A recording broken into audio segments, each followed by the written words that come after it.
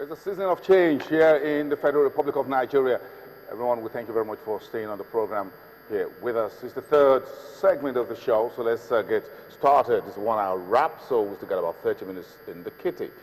Okay, let's talk about some change still happening. This is breaking news for you. Nigeria's Securities and Exchange Commission today released a new set of rules that will guide the demutualization of exchanges. The committee that was set up to roll these out was put in place in September of 2011. So it's taken about 3 years to get this up and running and out. Now the SEC has just released those new rules and you can see them, but we're trying to put some flesh on what we have here on our hands. And while we were on break, we rejigged the cabinet to a little bit, and you'll still find here on the show Professor Patu Tomi, who is a professor of entrepreneurship. Is also a politician.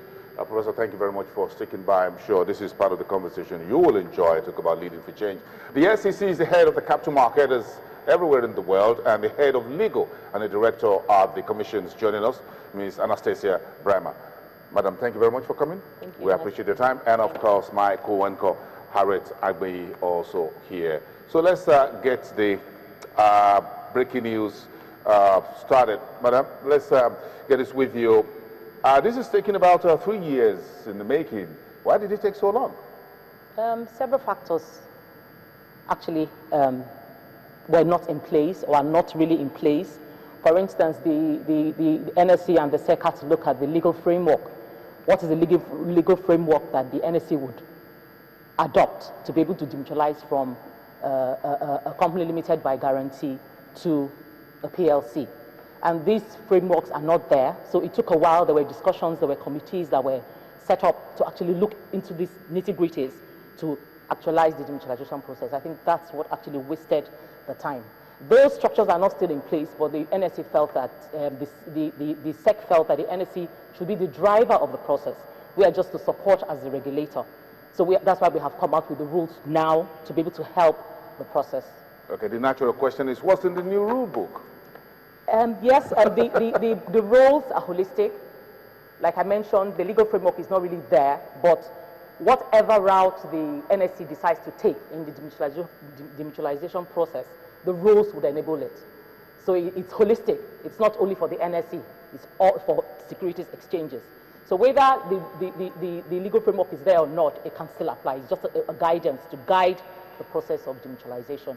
So the rules, it's in 8 parts. The first part talks about definition of terms in the rules, and the second part talks about the pre-demutualization requirements. What would the NSA need to do, or what documents they would need to file with the Commission to inform the Commission about the process of demutualization.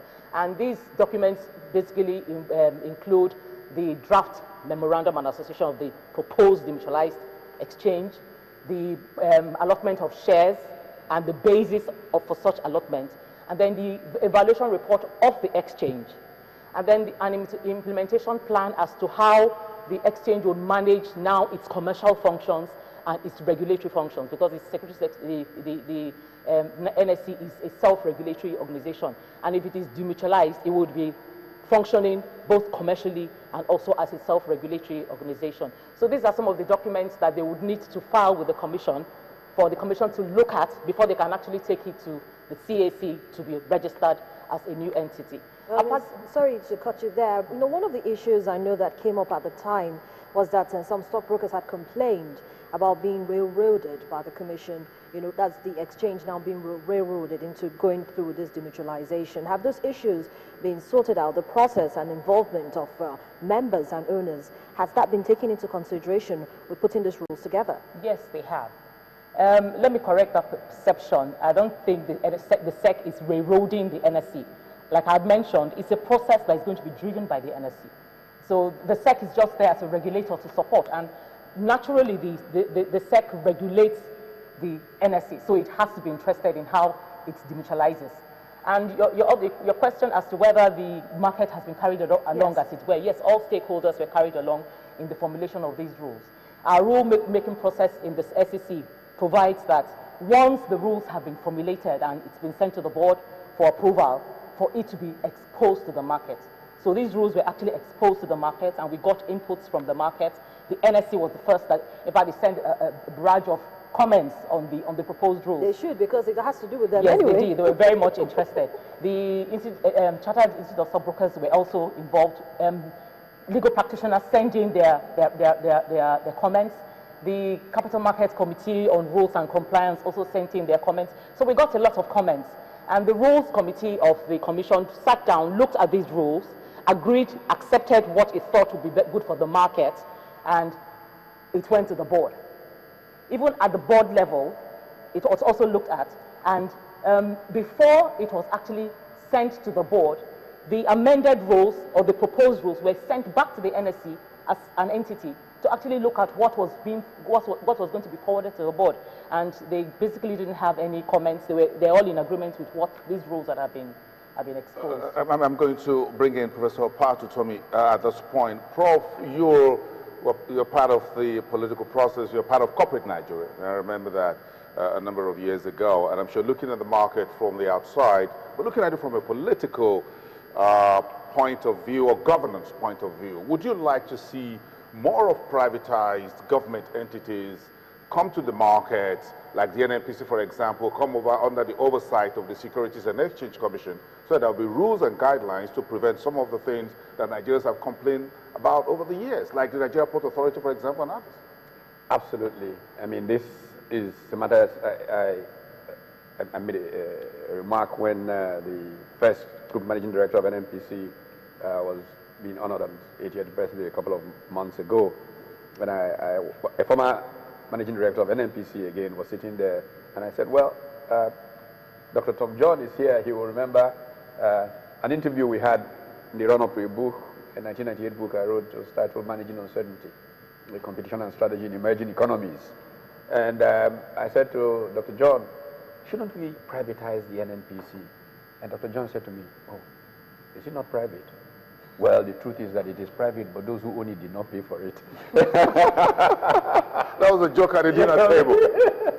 But that is the truth of the matter. Governance is very poor in many state-owned enterprises, and passing them down the route of the Stock Exchange, provision of the Securities and Exchange Commission will enable an improvement in governance that will make it work for all of the owners, all of the stakeholders, rather than it being an excuse for people to abuse the common good. Did you think that some of the issues or crises bedeviled the stock exchange in recent years or past few years would have been avoided if the stock exchange was already a demutualized entity in which it's owned by shares and not... No question about that in my mind. You know, as a grad student in the United States in the 70s, I had an insurance policy that was a mutual fund kind of insurance, and all the insured were part of the governance of this, and it worked in the interest of all of the people. So I do completely agree with the thrust of demutualization. Ms. Brahma, let's get back to you still on what's the meat of this new rules that's just been unveiled, and we thank you very much for bringing it here to break the news, as it were, even though the rules are available now on SEC's website. You said these rules is not just about the Nigerian Stock Exchange, but guides the commodity exchanges as well. So how does it apply across board? Like I said, they are holistic rules, they are general rules. The SEC has the responsibility of registering and regulating all securities exchanges, all commodity exchanges, metal exchanges, whatever exchange. So they're just the general rules. And as it is in Nigeria, we only have one stock exchange, which is the Nigerian Stock Exchange. And basically, the rules are actually made for the stock exchange to demutualize.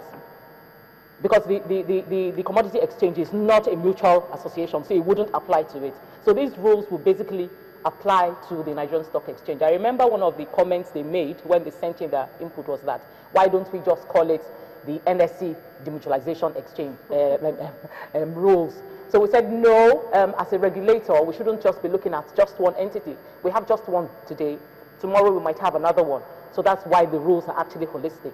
And adding to what Professor Pat. Professor Pat had said, these rules actually do contain provisions on corporate governance that would guide the NSC. Once it goes public. Yes. We'll talk more about those rules of corporate governance, because that takes us back to those previous year's crisis. And I'm sure, Prof, you are interested in corporate governance, not just at the government level, but at the public institutions level. We'll take a break. We'll be back in 1 minute.